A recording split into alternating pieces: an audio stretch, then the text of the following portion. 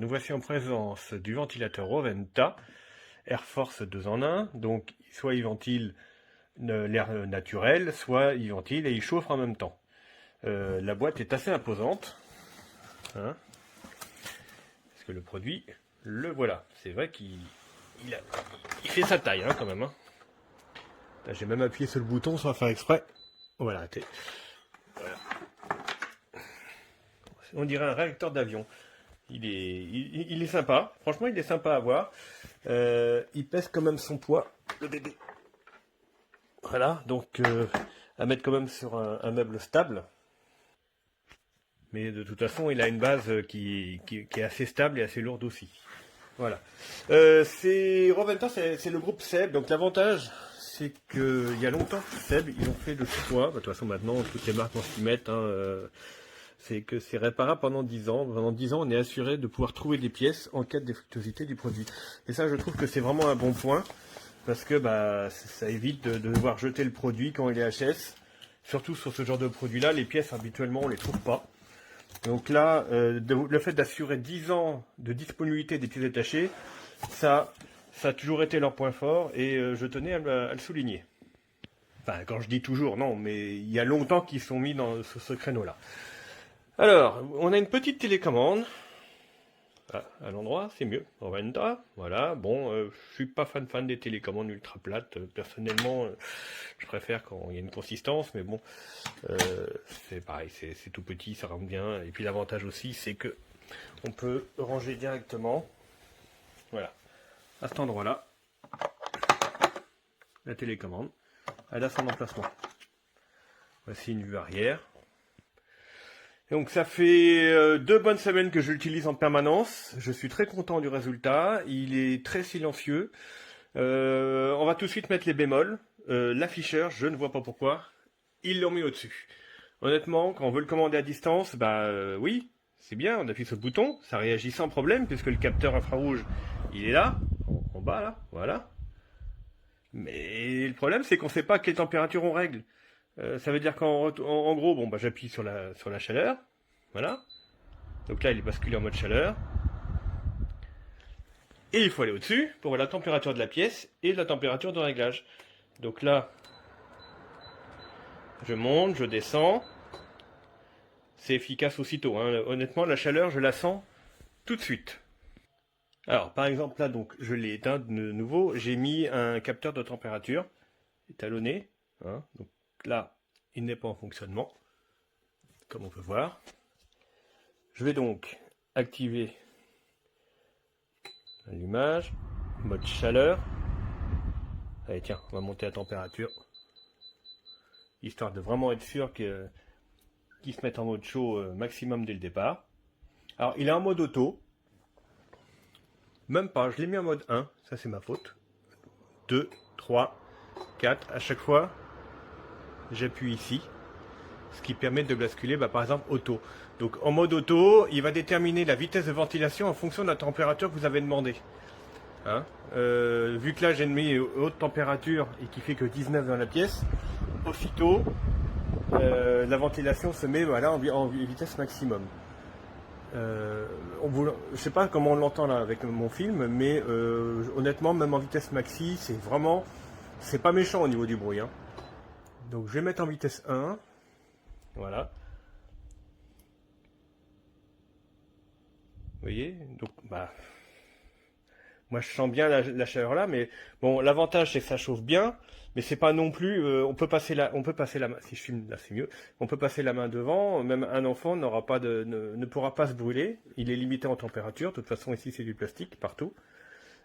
Justement, il est aux dernières normes par rapport à ça, pour pas que les enfants puissent se brûler avec.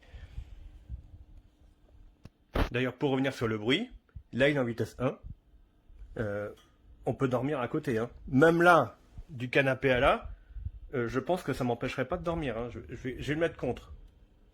Je colle le téléphone contre, là. Voilà, pour que ça transmette bien le bruit.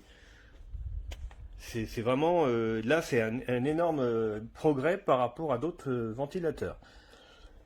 Donc voilà, bon, on stabilise à peu près à environ 33 degrés de température de sortie en vitesse 1.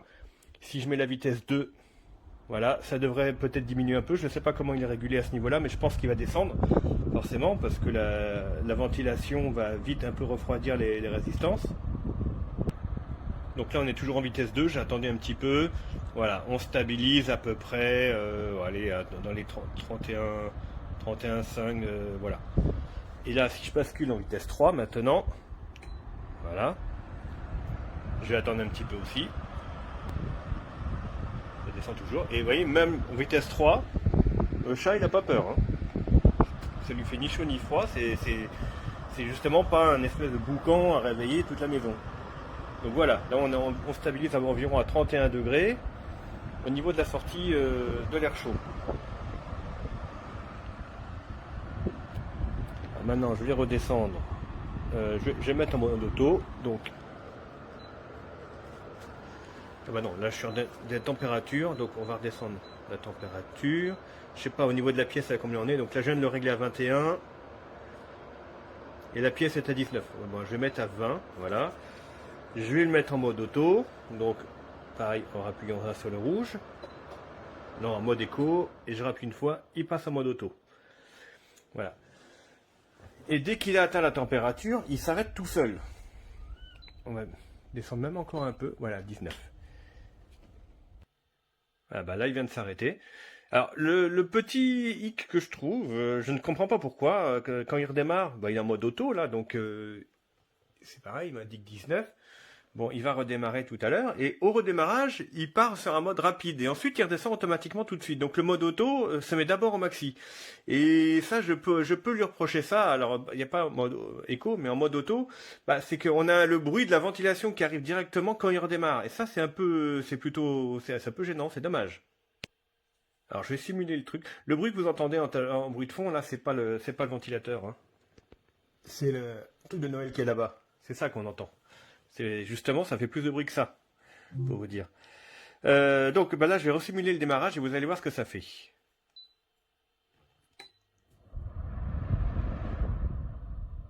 Voilà. Il a démarré rapidement et aussitôt après il redescend. Voilà. C'est le petit moins que je lui trouve. Je ne comprends pas pourquoi ils n'ont pas fait un démarrage lent et que ça reste en mode lent. Ça peut être gênant d'avoir ce bruit qui redémarre à chaque fois. Oui, le mode éco, j'avais pas capté, mais c'est pour diminuer la température par rapport à ce que vous avez mis. Donc maintenant, on va passer à la ventilation seule. Donc j'appuie pour le coup, là, cette fois-ci, sur le bouton bleu. Voilà. Donc là, il bascule directement en mode auto. Donc pareil, mais là, il n'y a pas de température à régler. Donc si je rappuie encore plusieurs fois sur le bleu, vitesse 1, il fera un peu plus de bruit. Je pense que vous allez l'entendre. 2.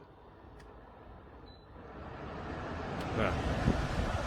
Alors là par contre, en mode ventilation air froid, je colle. Voilà. Là par contre on l'entend déjà plus. Hein. Mais bon, c'est vrai que bon, on sent quand même bien l'air froid arriver, enfin l'air froid, l'air de la pièce pour le coup, arriver correctement. Donc on peut pas, il n'y a pas de miracle. Hein. Si on veut vraiment de l'air, ça fait forcément un peu de bruit. Donc je l'ai remis en vitesse 1. Il y a un bouton timer pour l'arrêt. Si j'appuie dessus, vous voyez, 0 heure. Alors, hop. Et après, il faut faire plus-moins. Hein. Voilà, on peut lui dire de... Voilà, on peut aller jusqu'à... Honnêtement, je suis même pas allé jusqu'au bout. On va voir. Bon, ça va être 24 heures. C'est ça. Le timer d'arrêt. Voilà. Hop.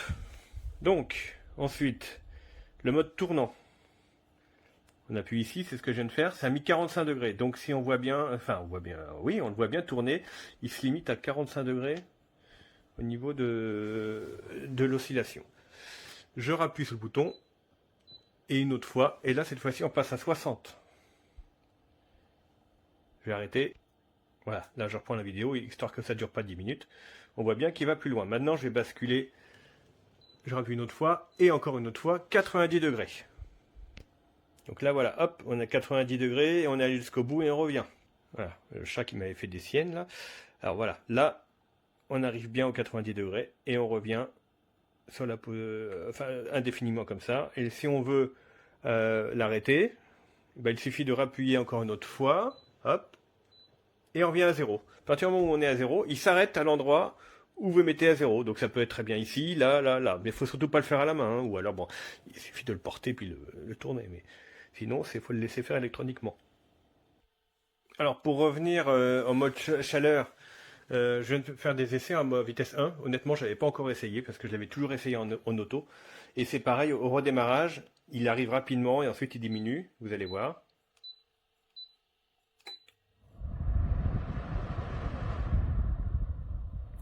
Voilà. Bon, ça m'a au début dans ma chambre, ça fait un peu bizarre et puis après je m'y suis habitué, mais c'est un peu étonnant de devoir démarrer comme ça fortement et puis ensuite ralentir. Voilà, donc pour terminer, je trouve que c'est une petite merveille quand même, hein. C'est donné pour 40-45 mètres carrés, hein. Ce sont les données qui sont marquées sur la boîte tout simplement, hein. Ah oui, le bruit, 43 décibels maximum. Enfin, dernier truc, s'il bascule, hein, pour quelque raison que ce soit, il se coupe tout seul, tout de suite. Voilà. Par contre, on le remet en place, il se remet en veille, oui, il se remet en veille, et si on le rallume à la télécommande, on s'aperçoit que tout est réinitialisé par défaut. C'est-à-dire quand on retombe en mode froid, il faut appuyer sur la télécommande, et même la température ne garde pas. C'est un petit peu dommage, qu'il ne garde pas les paramètres en mémoire. Hop, et enfin, on va terminer sur la puissance de l'engin. Hop.